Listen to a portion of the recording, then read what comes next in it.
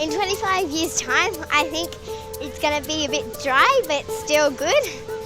Well, I think we should try to not let high-rise buildings destroy national parks and wildlife forests. And I would really like it if in 25 years we just stop doing all that stuff like, you know, using so much electricity and chopping down so many trees and things like that, because then we'd be able to conserve our world. I'm only in the shower for a minute, or sometimes 10 seconds. Hi, ho, ho, John. Hi, ho, da, da, da, da.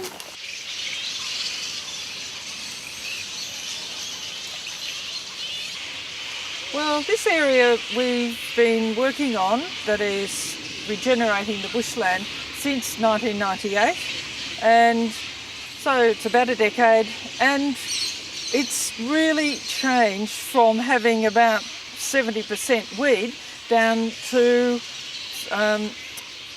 70% native vegetation.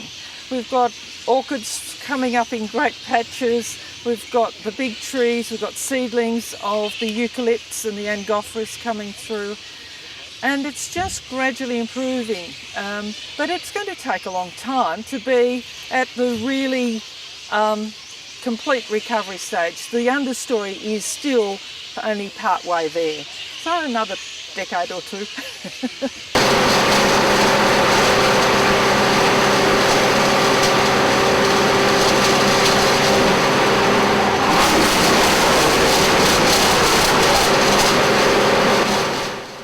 With this tree here, that was damaged in the 91 storm quite severely.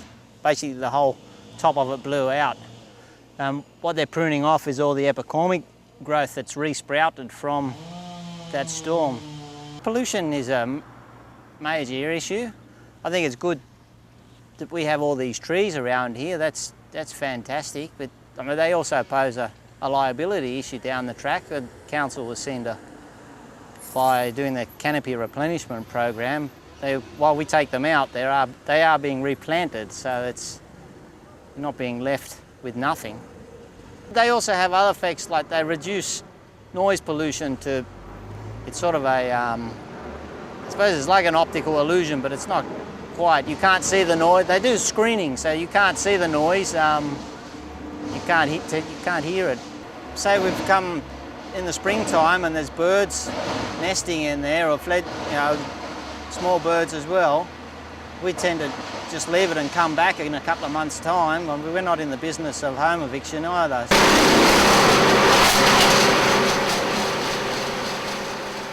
What we're doing at Ku-ring-gai is that we're researching at the moment our sustainability plan, so how we can care into the future for our people and our place and our environment, for our animals, for our trees, for our water, for our air and for our people. But what we're doing in developing our sustainability plan, we're actually talking to people of all ages, and that's why we really wanted to get your views on what we think, or what you think we should do to look after Ku-ring-gai in the future. What do you mean by sustainability? Well, really how we can manage it well. I mean, sustainability is a bit of a misnomer in lots of ways. And so when we talk about sustainability, we talk about care of the people, the environment and the economy. The richest man you've ever seen. My wealth is beyond your wildest dream. I'm Abu Qasim. He's Abu Qasim.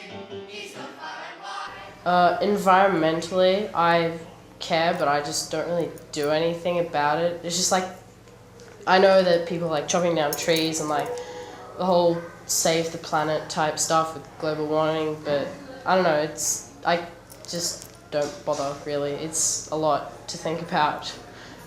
I also think that if the government works more on the public transportation, it will encourage people to use their own cars less, so it will reduce the amount of emissions from that. But I have to. So much to say. I've heard somewhere that there's standby power when your TV's not on, but it's ready to go on as soon as you press the button on the remote. it makes up 5% of your electricity bill, so yeah, turning that off could save a lot of The only stuff. problem with that is that if you've got like VCRs, you have to reset the clock every time if you want to tape something. So, I mean, TVs and like CD players, for some reason my CD player has a standby light, but I mean, some stuff you can turn off, but it's a little tricky sometimes. Get down, go, go, go, go! Yeah, the sustainability of the arts in a community is really important. It's the only professional theatre, for example, in Ku-ring-gai. So where do people go then if they want to come and see theatre, even if it is theatre only by young people or by children or for children, but where else do they go if not into the city or to another community? So I think it's terribly important for communities to to embrace and to support that, because once it's gone, as we know, with all those other theatres that get knocked down, once it's gone, it's gone. What's the latest on the bush telegraph? Well, I reckon it's every kid's right to be able to catch a blue tongue and put it in a shoebox until they're busted by their mother and forced to put it outside. Ku-ring-gai takes this really seriously, and because of that, we're actually breeding blue tongues to ensure their long-term survival. Little ones like this one, they get hammered by, you name it, they get hammered by it. Dogs, cats, currawongs, kookaburras, snail pellets. All of these pressures are actually wiping them out before they make adulthood. So if it wasn't for our program, in 20 or 30 years, blue tongues would basically disappear from Ku-ring-gai.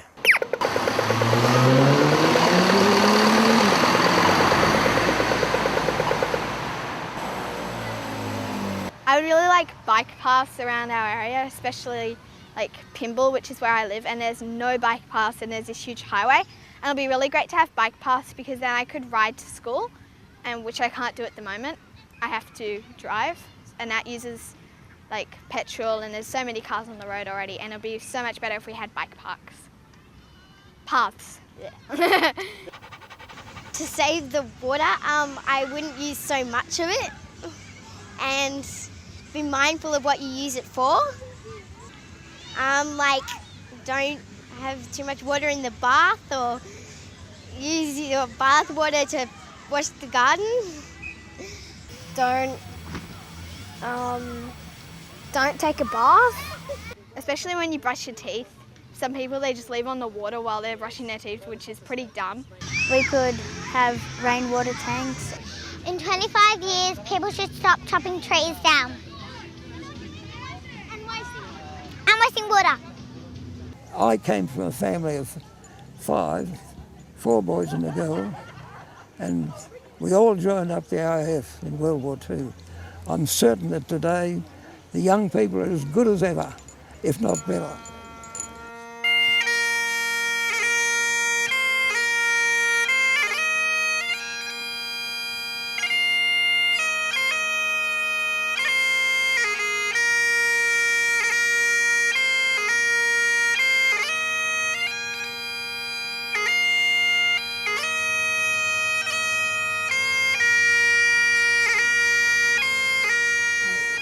We can only avoid war by being decent to people and being tolerant of people.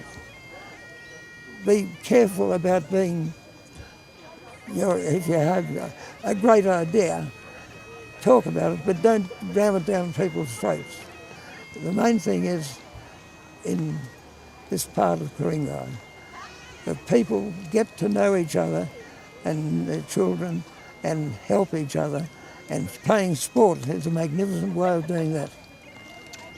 I realise that we're part of Sydney and we've got to take our share, but let's have the infrastructure right first. Let's have proper roads by helping get rid of all the crowds on the Pacific Highway. They're absolutely shocking. How to do that is a major job with more byways from the M3 to Gosford. Have that extended down south and save the Pacific Highway.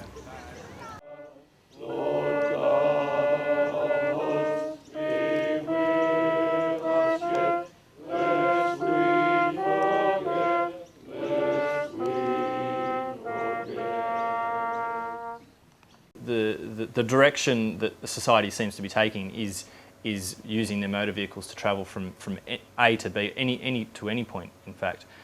So if council could encourage more stacked car parking, which has been perhaps integrated into the landscape and it doesn't become an eyesore to the local community, then that would be a good thing, so that it could facilitate people to enter into these smaller town centres and shop and dine and etc. With sustainability and design, we try to embody that in every design we do, from the small house to the commercial fit out or what, and we try to encourage our clients to adopt these principles. I think Ku-ring-gai Council needs to encourage town centres like Wahroonga, because even though in the last few years we've had Westfield move in just up the road, and people can just go completely up the road to get whatever they want, I think it's important to maintain these types of town centres, and ways of retaining these town centres, I think, is by encouraging a community type village feel to each of these little town centres.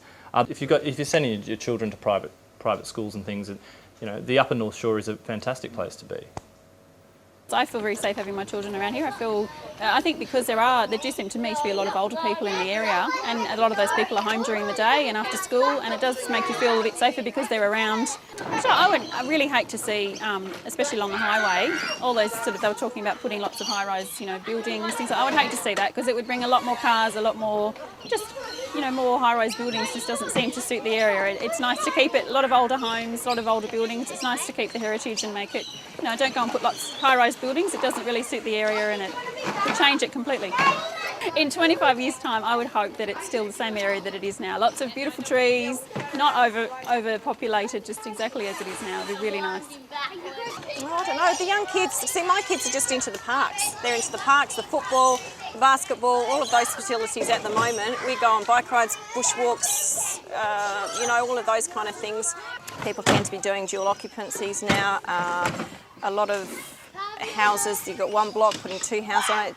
That's a worry when people, two neighbours are selling together now and selling to a developer, and that worries me, because our kids play in the streets at the moment, dead-end streets, and because there's not many cars around, there's not much traffic. So all of that kind of thing will produce more traffic in the local area, and you're not happy for your kids to be riding around on bikes around the streets and stuff. So I've got friends with teenagers, and they often say, there's not much for teenagers to do, but it's not something I put a lot of thought into. Well, what can they do? I suppose I'll be thinking of that when mine gets to teenagers. So I think Ku-ring-gai in 25 years' time will be a much busier place, because it's such a great place to live.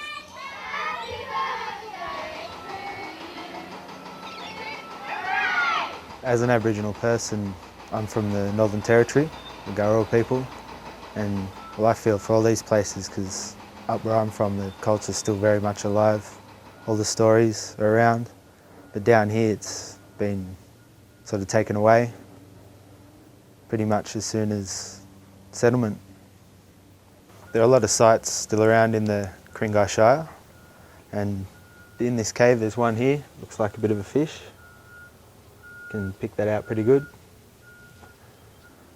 Bayami, one of the paintings we think's in this cave, he's usually depicted with his hands out like that, welcoming the people to the site, and he's the creator for this area.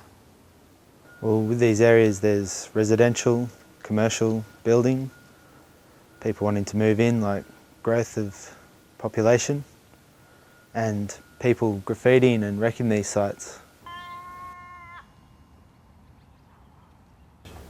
Yeah, I'd like to acknowledge the Camaragal people, who are the traditional owners of this land, and pay respect to the elders past and present of the Ku-ring-gai Nation. We don't get taught anything at high school about Aboriginal people unless we choose the elective Aboriginal studies. We're the only country, in the entire world to have Aboriginal culture. We need to bring back places where children can go and feel safe, and certainly a problem that we face quite consistently is encouraging people to let go and not wrap their kids in cotton wool, and I think transport is a really obvious area in which that doesn't happen. I'm more concerned about the people who live on their own in the streets. with house affordability. There's like the younger generation not being able to move into the areas. The houses are too expensive. We must be sure that buildings are more energy efficient than most of them are now. For the built environment, we believe that maintaining and improving the level of infrastructure that we currently have is a very important strategy for moving into the future. We know that there's quite a lot of work that's already happening with bush care regeneration, and we just wanted to emphasise that this was an area we thought was really important, and that some of the council levies that go towards that just now is appreciated. From the culture table, I didn't mention the what we had in the early post-war period we don't have now. Down in the bush down there, every Sunday morning we had a 2-up school. One of the main issues that we felt was pretty important in this day and age is inclusivity, which is that people need to feel that they belong. There needs to be a synergy between identity, business, consumers and inhabitants, and we didn't mention there a really important one, and council. Where people do, we just do things a bit differently. And the boys' school said, we'll just do anything pretty much, as long as there's girls at the end. We'll plant trees, we'll do anything. Reliability of technology means that technology sometimes breaks down, as you all, I'm sure, know. Very established, beautiful trees could be gone. This has been most enlightening, and I have found it absolutely amazing. It's terrific. Thanks very much. Good luck. It would encourage people to go on public transport more. If I live to 70, we may not even be able to power our most popular mode of transport. Increasing the amount of education on school students in the wider community on natural environment. Again, I don't know about the adults in the room, but the younger generation just amazes me every time you speak. And we are so lucky and so proud of you all. So again, well done.